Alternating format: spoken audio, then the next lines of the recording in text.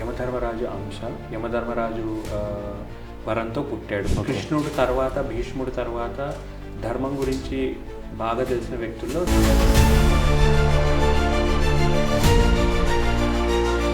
ఒక week character లాగా project చేస్తారు, కానీ తను చాలా పరాక్రమంతో యుద్ధం చేస్తాడు కురుక్షేత్ర యుద్ధంలో. తనని ఎవరు ఓడించలేకపోతాడు, కానీ సహదేవుడు వెళ్తాడు రాడు, నెక్స్ట్ అర్జునుడు వెళ్తాడు రాడు. సేమ్ భీముడికి కూడా ఇలానే జరుగుతుంది, తను వాటర్ తాగుతాడు, మరణిస్తాడు. ఓకే సంతోష్ గారు, లాస్ట్ టైం సాత్వికి పాత్ర గురించి చాలా క్లుప్తంగా వివరంగా చెప్పారు. చాలా ఇన్స్పైరింగ్గా కూడా అనిపించింది. మహాభారతంలో ఇంకొక పాత్ర ఏదైనా బలంగా ఉందంటే ధర్మరాజు పాత్ర, దాని గురించి కొంచెం చెప్తారా? హాయ్ కృష్ణ. ధర్మరాజు పాత్ర అనేది వన్ ఆఫ్ ది ఇంపార్టెంట్ పాత్ర మహాభారతంలో. ఓకే. పాండవులు అనగానే ఫస్ట్ మనకు గుర్తొచ్చేది పెద్దవాడైన ధర్మరాజు. ధర్మరాజు యమధర్మరాజు అంశ. యమధర్మరాజు వరంతో పుట్టాడు కుంతికి. ధర్మరాజు యమధర్మరాజు అంశ అనమాట. యమధర్మరాజు అంశ. ఓకే. సో మధ్య మధ్యలో ధర్మనందనుడు అని కూడా అంటూ ఉంటారు ధర్మరాజుని. ఓకే. సో తన అంశతో పుట్టినవాడు కాబట్టి ఎప్పుడు ధర్మం వైపే ఉంటాడు. So one of the interesting and greatest characters మహాభారతంలో. కృష్ణుడు తర్వాత, భీష్ముడు తర్వాత ధర్మం గురించి బాగా తెలిసిన వ్యక్తుల్లో ధర్మరాజు ఒకడు. ఓకే. సో మనకి మూవీస్ చూసినా లేకపోతే ఏ నావెల్స్ చూసినా కూడా ధర్మరాజు అంటే రెండు అంశాలు బాగా గుర్తొస్తాయి, రెండు ఇన్సిడెంట్స్. ఒకటి జూదము, ఇంకోటి అబద్ధం చెప్పడు. సో ఇలాంటివి. కానీ అసలు ధర్మరాజు పేరు యుధిష్ఠరుడు. యుధిష్ఠరుడు అంటే యుద్ధంలో స్థిరంగా ఉండగలిగేవాడని అర్థము. సో తనకి చాలా పరాక్రమం ఉంది, చాలా గొప్ప వీరుడు కూడా తను. సో అది ఎవరు కన్సిడర్ చెయ్యరు. ఎప్పుడు ధర్మరాజు అనగానే జూదము ఇలా ఒక వీక్ క్యారెక్టర్ లాగా ప్రొజెక్ట్ చేస్తారు, కానీ తను చాలా పరాక్రమంతో యుద్ధం చేస్తాడు కురుక్షేత్ర యుద్ధంలో. తనకి బ్రహ్మాస్త్ర విద్య కూడా వచ్చు. ఒకనొక సందర్భంలో బ్రహ్మాస్త్రం కూడా ప్రయోగిస్తాడు. సో తను శల్యుడు అనే ఒక మహావీరుడు ఉంటాడు మహాభారతంలో. నకుల సహదేవులకి మేనమామ అవుతాడు, కానీ కౌరవుల తరఫున యుద్ధం చేస్తాడు తను. శల్యుడా? యా. ఓకే. సో తనని ఎవరు ఓడించలేకపోతాడు, కానీ ధర్మరాజు తనను ఓడిస్తాడు, తనని సంహరిస్తాడు. సో ధర్మరాజు కేపబిలిటీ చాలా ఉంటుంది యుద్ధంలో. యుద్ధం చేయగలిగిన వీరుడు తను. కానీ అన్ఫార్చునేట్లీ తనని చాలా వీక్ క్యారెక్టర్ అనుకుంటాం మనం. అంటే బయట చెప్పడం వల్ల వీక్గా ప్రొజెక్ట్ అయింది. అంటే ఎక్కువ వీక్గా ప్రొజెక్ట్ అయింది ఇన్ ద సెన్స్ ఈ పాయింట్ ఎవరు చెప్పలేదు. ఎంతసేపు జూదము, ఇది అబద్ధాలు ఆడడం, ఇది ఎక్కువ హైలైట్ అయింది. కానీ తన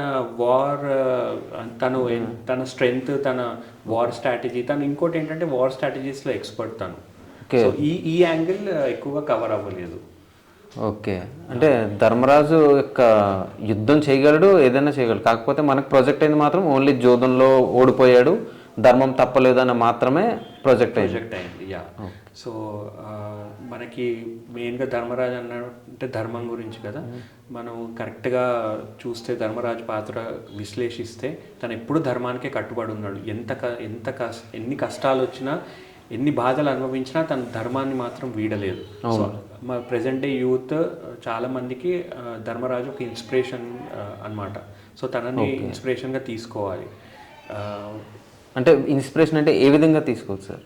అంటే ఒకానొక సందర్భంలో అరణ్య పర్వంలో మనం కనుక చూసుకున్నట్టయితే పాండవులు అరణ్యవాసం చేస్తున్నప్పుడు ఒక బ్రాహ్మణుడు వచ్చి తన వస్తువు ఒకటి జింక ఎత్తుకోపోయిందని చెప్తాడు. అవును. అంటే నేను జస్ట్ క్లుప్తంగా చెప్తున్నాను.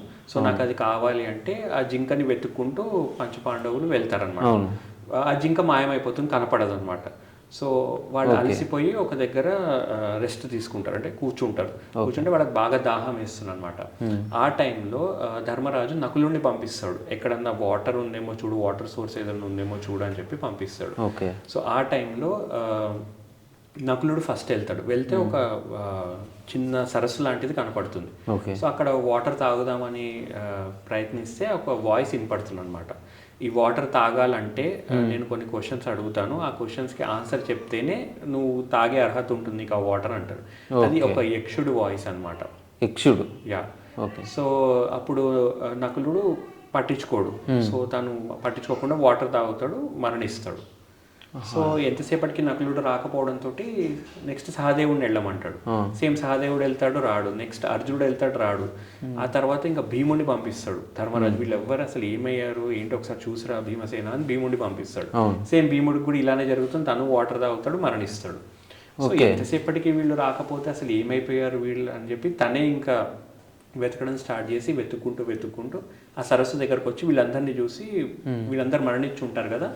సో చాలా బాధపడిపోయి ఏమైపోయింది నా తమ్ముళ్ళకని తను ఫీల్ అవుతాడు. అయ్యి సరే అని చెప్పి వాటర్ తాగుదాము, ఆ బాధలోనే వాటర్ తాగుదామని ట్రై చేసే ప్రయత్నంలో ఒక వాయిస్ వినపడుతుంది, నేను ఇక్కడ ఉండే యక్షుణ్ణి, ఈ సరస్సు నాది, ఇందులో నీళ్లు నువ్వు తాగాలనుకుంటే నేను అడిగిన క్వశ్చన్స్కి నువ్వు ఆన్సర్ ఇస్తే అప్పుడు నేను నీకు పర్మిషన్ ఇస్తా తాగడానికి అంటే సరే అంటాడు. సో అది యక్ష ప్రశ్నలు అనమాట. యక్ష ప్రశ్నలు. యా. సో ఈ యక్ష ప్రశ్నల ద్వారా మనం ధర్మరాజు క్యారెక్టర్, తన నాలెడ్జ్, తనకి ఎంత నాలెడ్జ్ ఉంది అనేది మనకు అర్థమవుతుంది. సో దగ్గర ఇవి కొన్ని వర్షన్స్ చూసుకుంటే 75, కొన్ని వర్షన్స్ చూసుకుంటే అబౌవ్ 75 ఉన్నాయి. సో అన్ని క్వశ్చన్స్ మనం డిస్కస్ చేయడం కష్టం కాబట్టి ప్రెసెంట్ డే యూత్ కి ఏదైతే ఇంపార్టెంటో ఒక 10 క్వశ్చన్స్ సెలెక్ట్ చేసుకొని వాటి గురించి నీకు ఎక్స్ప్లెయిన్ చేస్తాను. టాప్ 10 అన్నట్టు కాదు, ఆ రకంగా చూసుకుంటే అన్ని ఇంపార్టెంట్ క్వశ్చన్సే. కాకపోతే మన ప్రెసెంట్ డే జనరేషన్ కి ఏవైతే యూస్ఫుల్ అవుతాయో డే టు డే ఛాలెంజెస్ అలాంటి వాటికి రిలేటెడ్ క్వశ్చన్స్ నేను నీతో డిస్కస్ చేసి చెప్తా, ఎక్స్ప్లెయిన్ చేస్తా. ఓకే, అందులో 10 క్వశ్చన్స్ మనం డిస్కస్ చేద్దాం. యా. ఫస్ట్ క్వశ్చన్, మానవుని ఆపదలో రక్షించేది ఏది? దీనికి యుధిష్ఠరుడు ధర్మరాజు ఈ ప్రశ్నకి జవాబు ధైర్యం అని చెప్తాడు. ధైర్యం ఎందుకంటే మనకి లైఫ్లో ఎలాంటి ఛాలెంజెస్ వచ్చినా, ఎలాంటి కష్టాలు వచ్చినా ఫస్ట్ ధైర్యం అనేది కావాలి.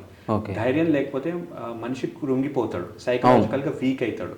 సో ధైర్యం ఉంటే ఎలాంటి ఛాలెంజ్ అయినా ఫేస్ చేయొచ్చు. సో ధైర్యం అనేది ఇంపార్టెంట్. సో ఈ క్వశ్చన్కి ఆన్సర్ ధర్మరాజు ధైర్యం అని చెప్తాడు. సో యక్షుడు రెండో ప్రశ్న అడుగుతాడు, ఏ శాస్త్రాన్ని చదివినప్పుడు మానవుడు వివేకవంతుడు అవుతాడు? దీనికి యుధిష్ఠరుడు, శాస్త్ర పరిజ్ఞానం వల్ల మానవుడు వివేకవంతుడు అవ్వడు, సజ్జన సాంగత్యం వల్ల వివేకవంతుడు అవుతాడు అని చెప్తాడు. సజ్జన సాంగత్యం అంటే మంచి వాళ్ళతో మూవ్ అవ్వడం, మంచి వాళ్ళతో ఫ్రెండ్షిప్ చేయడం, మంచి వాళ్ళతో మూవ్ అవ్వడం, వాళ్ళతో పాటు ట్రావెల్ అవ్వడం. ఎలా అంటే ఇప్పుడు నువ్వు ఎంత బుకిష్ నాలెడ్జ్ ఉన్నా, ఎంత శాస్త్ర పరిజ్ఞానం ఉన్నా, నీకు సజ్జన సాంగత్యం లేకపోతే నువ్వు ఎదగలేవు. సో నీకు పాజిటివ్ థాట్స్ కానీ ఒక మంచి ధర్మం వైపు నువ్వు నడవలేవు. సో అందుకే ధర్మరాజు సజ్జన సాంగత్యం అనేది ఇంపార్టెంట్ అని చెప్పి చెప్తాడు యక్షుడితో. నెక్స్ట్ యక్షుడు అడుగుతాడు అనమాట, గాలి కన్నా వేగంగా వెళ్ళేది ఏది అని. ఓకే. సో దానికి ధర్మరాజు ఏం చెప్తాడంటే మన మనస్సు అని చెప్పి చెప్తాడు. ఎలా?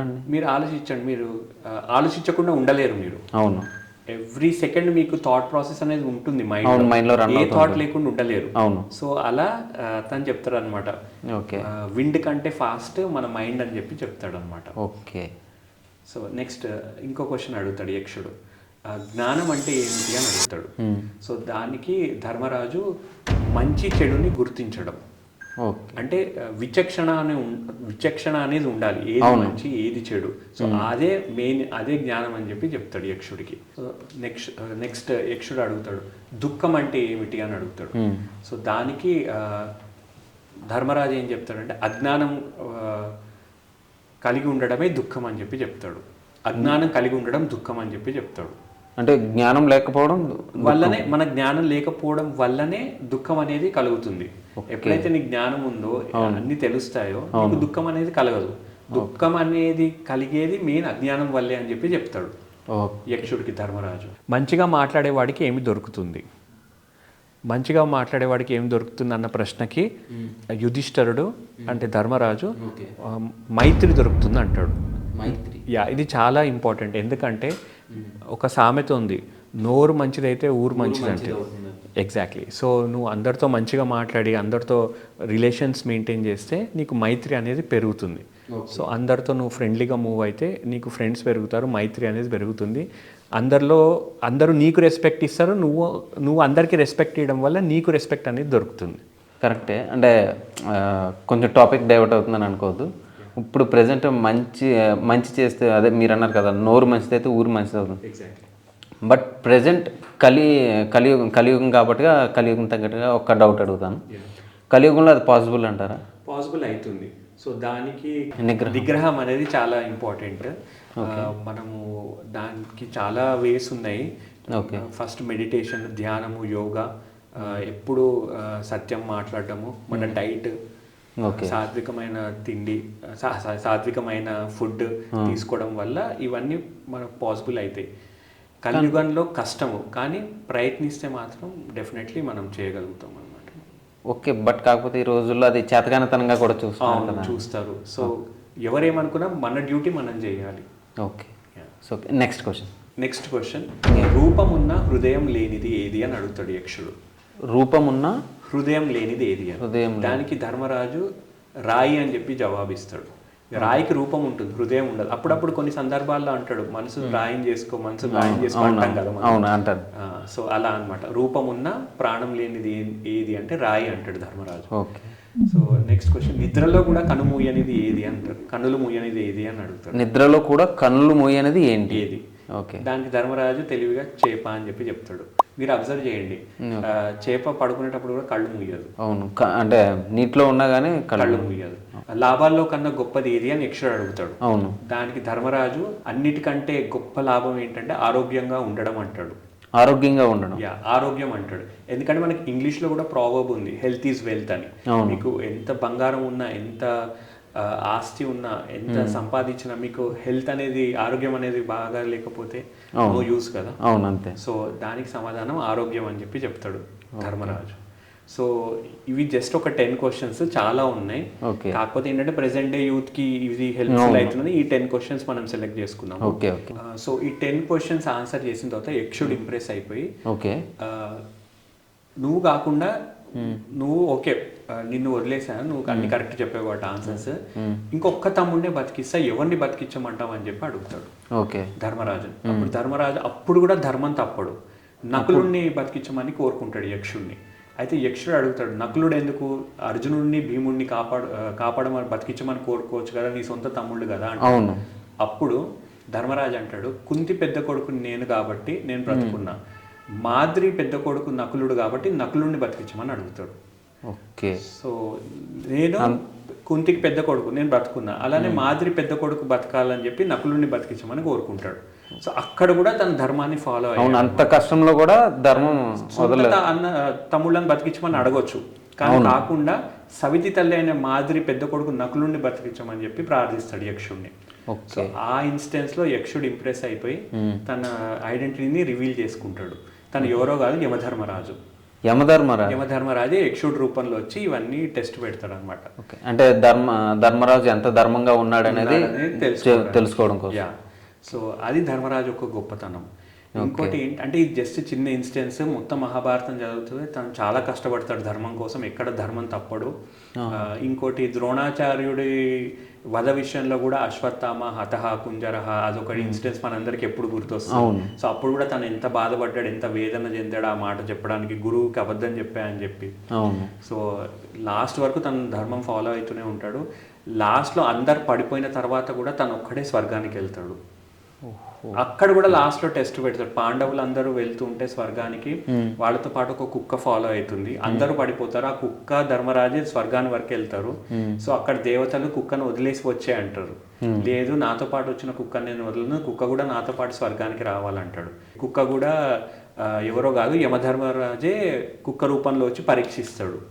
సో లాస్ట్ వరకు తనకు పరీక్షలు ఉంటూనే ఉంటాయి.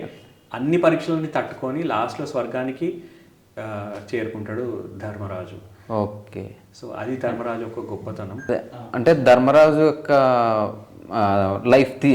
లైఫ్ నుంచి మనం నేర్చుకోవాల్సింది ఏంటంటే, ఎటువంటి సిచ్యువేషన్ అయినా సరే ధర్మంగా ఫైట్ చేసి ముందుకు వెళ్ళాల్సింది. ధర్మాన్ని తప్పొద్దు.